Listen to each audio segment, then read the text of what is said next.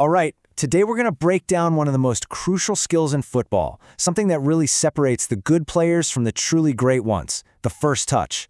We're going to pull back the curtain and show you how what looks like pure magic on the field is actually all about pure learnable logic. Come on, be honest. We've all been there, right? You see the pass coming, you get ready, you try to control it, and bam, it just pings off your foot. So frustrating. Then you watch the pros, and it's like the ball is just glued to them, like it's magnetic or something. So how on earth do they do that? Well, here's the big secret. It's not some special gift they were born with. It's actually a set of physical and mental rules that really anyone can understand. And in this explainer, that's exactly what we're going to do. We're breaking that logic down piece by piece. So here's our game plan. We'll start by looking at the problem in a new way. Then we'll get into the nitty-gritty, the physical and the mental secrets behind that elite ball control. And finally, we'll see how it all comes together in the real game. Look, our goal here isn't just to give you a how-to guide. We want to dig deeper and really understand why these techniques work. It's all about shifting your mindset from seeing a magic trick to understanding the science behind it. Okay, let's get into the mechanics. These are the absolute foundational building blocks of a perfect first touch. And you know what? The very first secret actually goes against your most basic instinct. The number one mistake most of us make is we try to stop the ball cold. But think of it this way. Your foot can be a brick wall, or it can be a pillow. A wall just reflects all that energy. The ball smacks into it and bounces right off. A pillow, on the other hand, absorbs energy. By pulling your foot back just slightly, right at that moment of impact, you're giving the ball more time to slow down. You're not stopping it, you're welcoming it. Our next secret can pretty much be boiled down to a single number, 45 degrees. It sounds simple, but just changing your body's angle to the ball like this is a complete game changer. So what's so special about this angle? Well, by standing at that 45-degree angle to the pass, you're instantly giving yourself a bigger target, the whole inside of your foot, for much better control.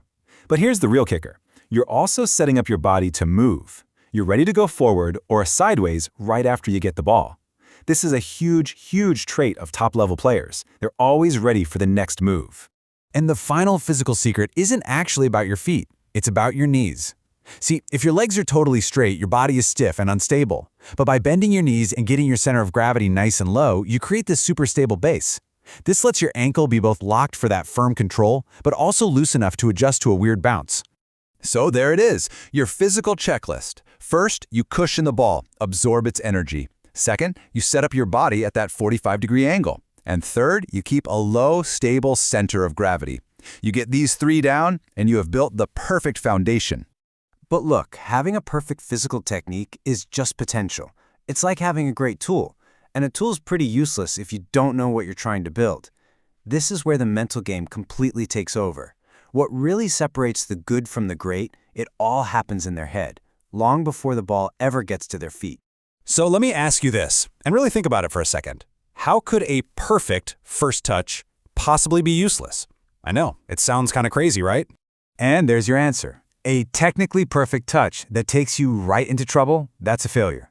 See, control without awareness is totally pointless. The whole reason for a first touch is to create an advantage for whatever you're going to do next. So how do you avoid that trap? Well, that brings us to the fourth secret, scanning. The best players are constantly looking over their shoulders, gathering information, building this kind of 3D map of the field in their head. So before the ball even arrives, they already know where the defenders are, where their teammates are, and most importantly, where the empty space is. Their first touch isn't just about controlling the ball, it's a tool to move it into that space. And this leads us to our final, and maybe the most important secret of all, the next step mentality. This means you never take a touch just for the sake of it. Every single contact you make with the ball has to have a purpose. It's the first step of a dribble, it's the setup for a pass, or it's the prep for a shot. So here are your mental keys. First, you scan the field so you know where you want to go. Second, you make sure your first touch is an intentional first step toward that goal. This is how you start to think the game on a whole different level. So when you put all of this together, the cushion, the angle, the low stance, the scanning, and that next step mentality, you start to see the hidden blueprint. You start to see the logic. And that right there is the big takeaway. The skills that look like they're just magic are actually just a beautiful execution of logical principles. They're hidden right there in plain sight, waiting for anyone who's willing to look a little closer and understand the why behind the how. So I'll leave you with this thought. The next time you see an absolutely incredible play in any sport, don't just chalk it up to magic. Ask yourself, what's the logic here that I'm just not seeing yet? Thanks for joining.